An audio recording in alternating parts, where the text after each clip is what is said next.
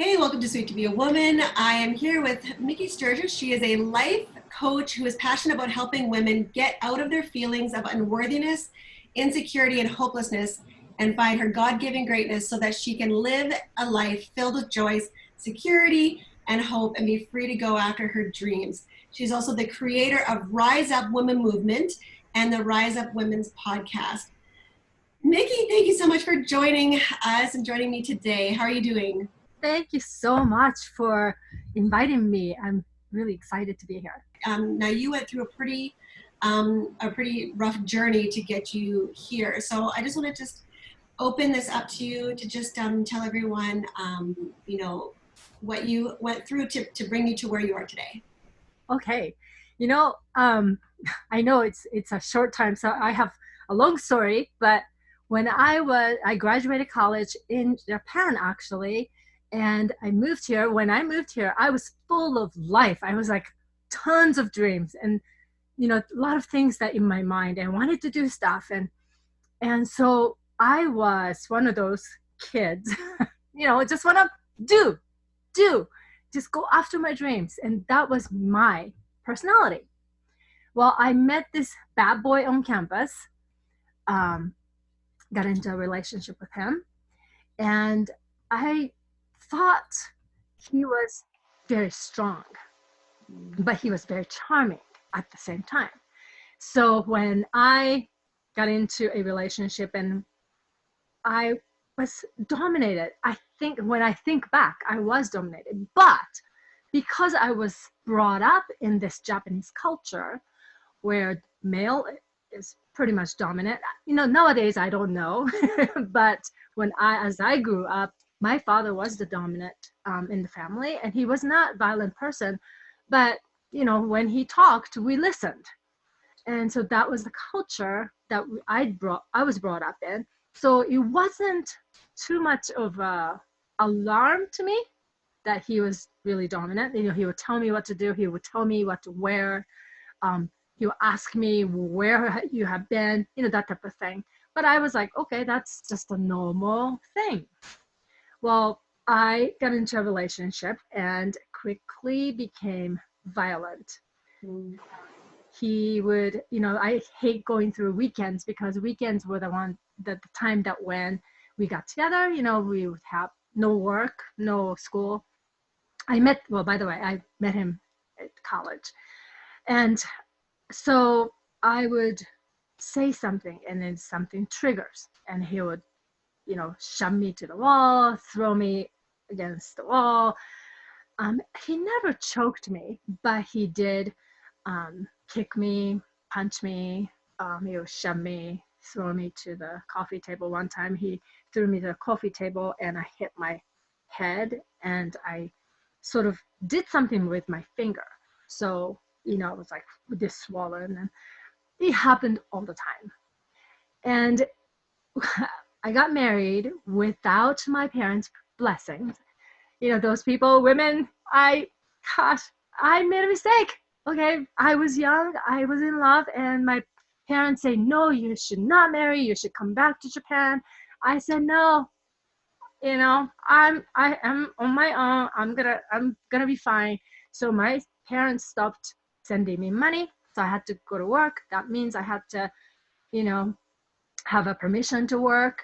And he was like, okay, well, let's just get married. You can get a green card and, we can do this, right? So this is something that might be very controversial, but I would like to say it, is that when I got together with him, I got pregnant. I was only 21 and I was very scared. At the time, I didn't know what to do, and he wanted to actually have a baby. And I wanted to too, but at the same time, I was in a foreign country. I was very young and I had a dream. And even though he said, so that's one of the reasons why he said, let's get married. And I thought that was sweet. I was like, oh, he wants to get married and have kids. So I said, okay, I will do that. Well, I just could not go through with it. So I decided to have an abortion. And I know this is controversial, and a lot of people may be like raising their eyebrows right now, but that's just how I felt at the time. I just could not bear a thought of having to give up for an adoption. I just, well, that's what I chose. I can't change the past, right? So I chose that path. What happened was he didn't believe me. I told him I had a miscarriage.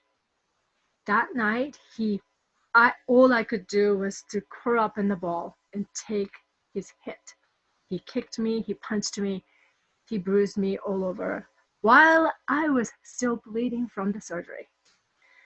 But so that's at that time I said, you know what, I think I'm just gonna go back to Japan. But he somehow said, no, you're not. So I took it as love, that he loved me. And I said, okay, let's work this out. But every time something come up, he'll tell me, just tell me you had a miscarriage. You didn't have a miscarriage. You had an abortion, didn't you? I said, no, I didn't. And he would just he knew in his heart that I did that. And I did lie. I lied. I lied and said I miscarried. And that guilt got me stuck there. Even though I knew what he was doing to me was kicking me, punching me, shoving me, calling me names, you name it, he did. But I told myself I owed it to him. I owed this to him because I did such a horrible, horrible thing. I felt guilty. So I stayed. And, when you're going through abuse, it's not always bad. You get into a relationship because you felt something, right? You felt love. I felt love. And he couldn't believe I could love him. I think that was his problem. He had issues. He had a tough childhood and all these things. He told me about it. So I felt sorry for him. And I felt like I was the one angel that was sent to him to change him, to love him, and you know what I mean? Surround him with this God's love. And yet he couldn't believe it.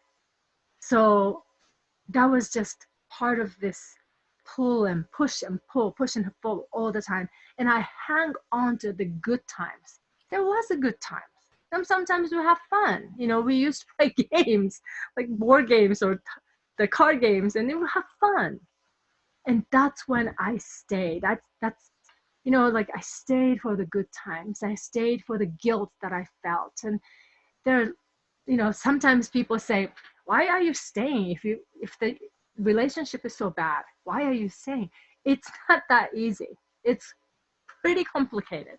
You're scared too. I was scared. What if I go and tell him, I want to leave? Then what? What is he gonna do? I was afraid. So anyway, I stayed at the end of the day. I stayed for 13 years, and within that 13 years, I had a son.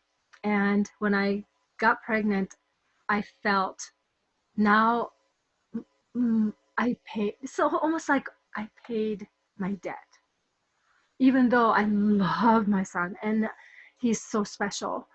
And it was a happy time. But when he was born, he looked like very Asian baby. He has such a cute little chubby cheeks and Asian eye. My friend came over to say congratulations, and she mentioned, "Hey, he looks like a Japanese baby." That triggered him again, and he said, "What? Did you have an affair?" I'm like, "Oh my gosh, are you kidding me?" I was like, I just couldn't believe it. And then I said, "Why?" Well, I used to work for a Japanese company, so they used to send me to Japan a lot for a business trip. And he said, "Well, you went to Japan, some months ago." And I was like, "Oh, I just couldn't comprehend." I was like, "How could you say this?" And well, she said he looks like Japanese baby. Well, of course he's half Japanese. Of course he could, I was like, so at that time I was so mad. For that reason, I contacted the lawyer because I wanted to get a divorce then. I was like, okay, I cannot stay with this guy anymore. So I contacted the lawyer, and the lawyer said, I still remember this. He said, you tell me he was abusive, and he's talking about this, he's accusing me of you having an affair. Why don't you just go? And of course, the lawyer did not understand how this dynamics of being an abusive situation. And I was like, okay, well, I guess, so I was like, okay, I don't know what to do. So I basically said, well, if you want to take a paternity test, go ahead. I have nothing to hide. And I don't know, something happened. He apologized. So that thing just sort of, went to calm again. So abusive cycle, it goes through cycles, basically. There's a honeymoon stage. It just everything becomes, great. And then something triggers. And he goes into this rage, and then boom, the violence happens. And then after that, he calms down and apologizes and brings you flowers and I will never do this again. If you can just not make me mad, I will be okay. That happens. And then honeymoon stage comes, and it just cycle over and over. And that cycle was short before, before I had a baby. As we grew older, the cycle became every week, every 2 weeks, every 3 weeks. Now the violence is every month. But I'm talking about physical violence. Mm-hmm. Meanwhile, the abuse, verbal, emotional, financial, those abuse are constant. And I didn't realize that until I learned about it, So at that time, I'm talking about, this is like 80s and 90s. So you can tell my age. So that was long ago, and nobody was talking about it, except at the time there was O.J. Simpson case was going on, the time when I was ready to leave. And that actually made me aware of domestic abuse. Really? Yes. Wow. And until then, I was like, I guess this is something that, people go through. I was just ashamed. I was embarrassed to talk about it. I didn't want to say anything to my parents, nobody. But that case really, I remember watching that on TV, the case going on, what he did, and he was denying all this thing. And then we used to actually talk about it, and so it's so weird. But anyway, so at the end of 13 years, my boy was 3 years old. And one day I went to Japan for my company, came back, he accused me again of having an affair with somebody. And I calculated this. I had a time when he was in a really good mood. Mm-hmm. So that was the opportunity I took. I said, you know what? I think it's important for us to have a cool down period. Let's just sort of have a separation. And it was sort of weird. He was calm and he said, what are you talking about? I said, well, all these things happened, and I feel like I am not happy. So let's just have like a separation time. And at that time, he really didn't do anything because our son was right next to us. I think it was the next day. That was a weekend. Next day, he, out of blue, was really mad, brought the gun from the other room and pointed at me and said, if you ever say this again, I'm going to kill you. If you ever get me mad again, I'm gonna kill you. And I was like, whoa, you know, it stopped. It like feel like everything stopped. And all I could think about was, okay, I can never promise him.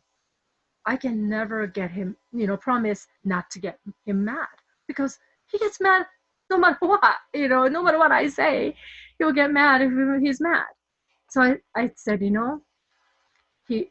the the gun was pointing at me, and I said, you know what? I cannot promise ever that to not get you mad again. So why don't you just shoot me? And he said, he thought about it, I guess. And then he was shaking, his hand was shaking, and he pulled the gun down and said, "You are crazy," to me. He said, "You're crazy." I said, "Well, I can't promise you not to get you mad again. So I cannot live like this. Why don't you just go ahead and kill me? Shoot me." And he was like, "You're crazy, you're crazy." And then just walk back and forth. But on that, of course, it's so weird that I was sort of calm, and I was thinking, oh my gosh, my son is up in the other room sleeping. He was taking a nap. And he was going back and forth. And then I think he walked away towards the door. So I ran to the bathroom and locked the door, and I just started sobbing. And I started praying. I didn't care which God I was praying to, at that point. I was like, my dad was dead by then. And I was like, "Dad, help me. If you're watching this, please help me." And I don't know how long I was in that bathroom. I just locked myself in. And I don't know how long I was in there, but he came back and he knocked on the door, and maybe a couple hours, because I know he left, I think. Came back and I said, "I'm not going to do anything to you. Please come out. I promise I'm not going to do anything." So I said, "Okay." And I opened the door and I went to my son's room right away because I knew he was there. And I went there.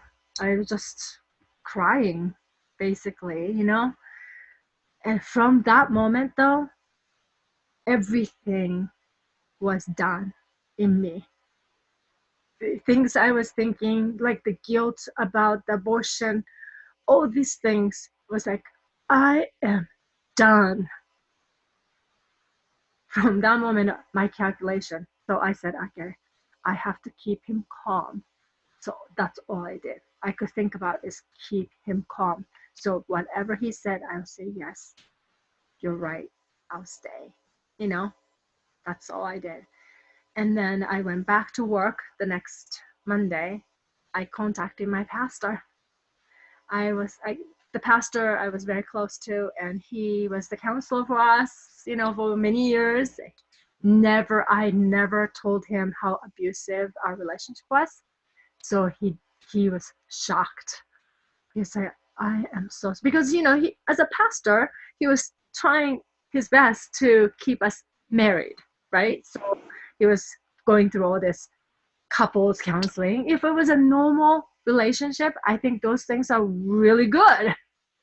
But it really didn't work because it wasn't a normal relationship. So what I did was I decided to not go to my friend's house, not my family's house, nothing. I just decided to get to a shelter. That was the best decision I think I've made. And I highly recommend that, because that's right after you leave. That's a very dangerous time for you and for me, and also very vulnerable time. I was very vulnerable. He left tons and tons of messages in my work phone, the voicemail, and I used to listen. And the shelter, there are counselors, and there are lots of counselors there, and they told me, "Stop listening." Let your assistant listen. Don't listen. So I stopped. But one time I listened, and he said, we used to have dogs, Cocker Spaniels. And he said, oh, her name was Sarah. Sarah died. I was like, oh, I can't believe it died. I was like crying. And in the small group that we used to have in the shelter, everybody said, no, he's lying. He's lying. That's a lie. Don't believe it. It was a lie. I just couldn't believe it. I was like, what? Who in the world do that? But those are such a typical things abusers do. They know. You know what I mean? I was like, oh my gosh, I can't believe it.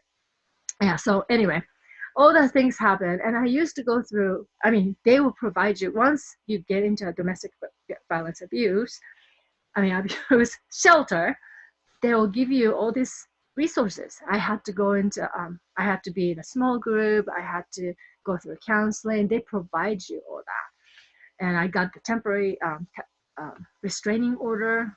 They provided that legal assistance too. So that was a very, very good thing for me. But once that is done, then what, right? Because going through abuse, especially that long, your brain gets rewired. Here I was, full of energy, full of dreams to go after. And I was able to do that when I was in Japan. I just, as soon as I graduated college, I came here on my own. So I had that resilience, yet I lost it. My brain was rewired, kept telling myself, I'm not worthy. I can't do anything right. Nobody would love me except him. All these things was told to me over and over, and I started believing it.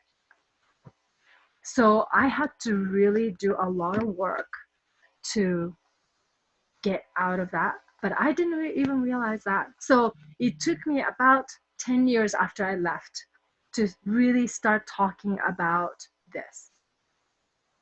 And God started talking about, sharing my story about 3 years ago.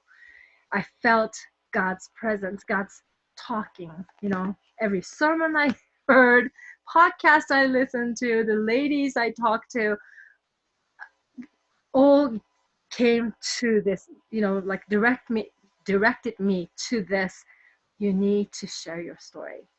There are so many people who may be suffering or struggling in silence, even after they leave. That's when I was vulnerable. I was like, I don't know, I had a really good job, which was, I'm thankful. Thank you, God, that I had a good job. I could live on my own. But even then, I doubted myself. I was like, what should I do? I don't know what to do. I'm going to be a single mom, But little by little, with this therapy and all these things, I regained my confidence. Yet, I was still stuck. I didn't realize that until I started doing my own business. Well, tons of limiting beliefs. Tons. And I was like, where does it come from? Because I'm pretty confident. I've done all these things. I've been a manager. I've been a human resources director. I could do this. Yet I'm like telling myself, no, you're not worthy. No, you're not pretty enough. You're too fat. Whatever it is, it all comes to you in your mind. So I had to do a lot of work on that. And that's what I do now. I really want to help other women since I've been through it and I know how I did it. I think I went around the block too much. If I knew if like the coaches existed for life, I didn't know that. So, I had to like really scramble to read books. I love personal development books. So I'll read books and I would do, I'll try to implement, but it's difficult. Just reading a book isn't enough. Just reading a quote isn't enough. You know what I mean?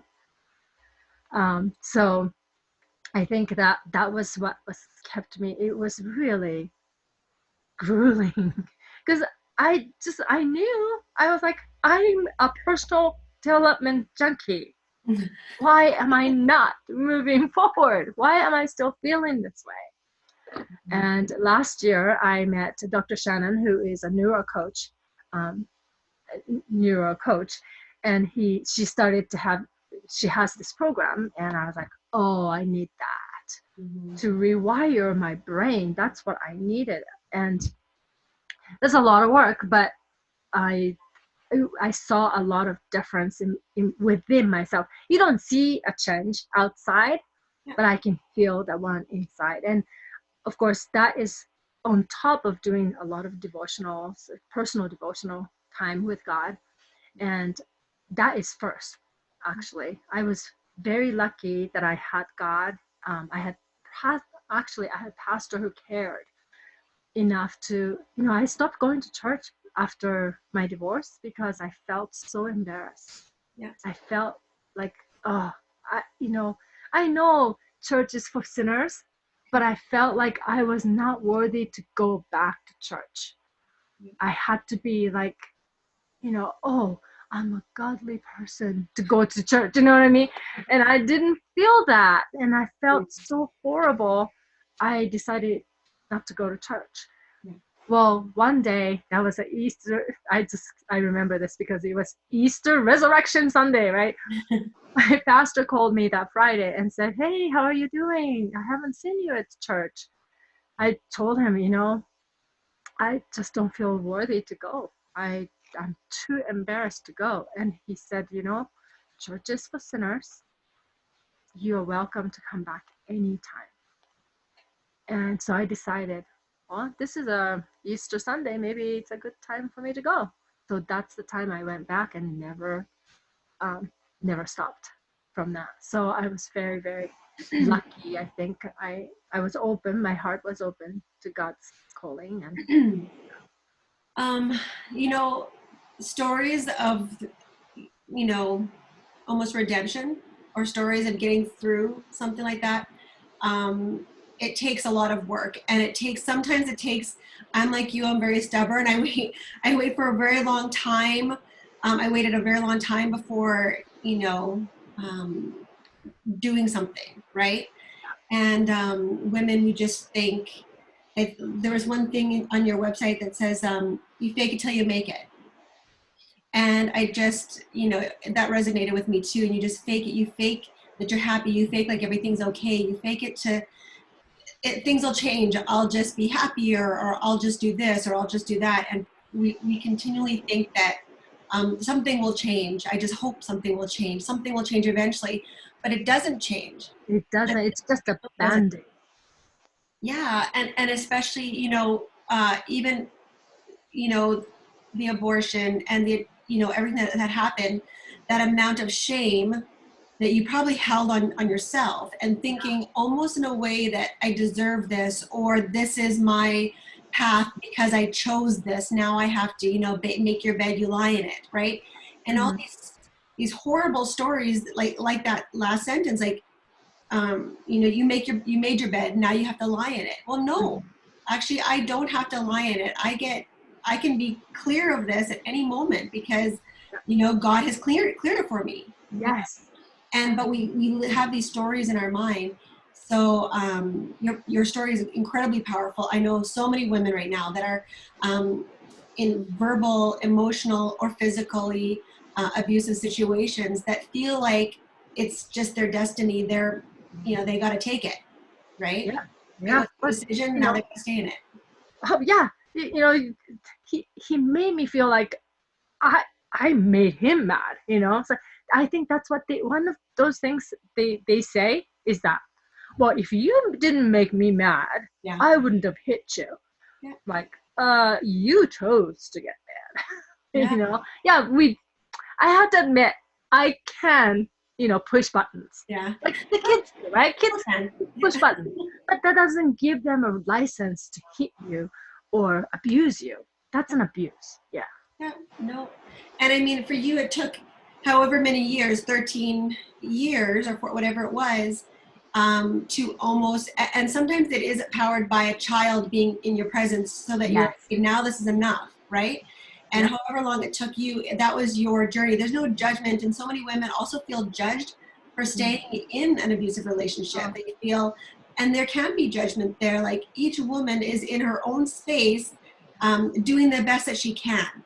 yeah. Right? And for us to place judgment on a woman who's already feeling shame or feeling judgment is just so wrong. And that's why these stories have to be brought up and talked about, to just say, like, whatever situation you're in, there's no judgment. You're where you are. We're just here to love you so that you start to love yourself.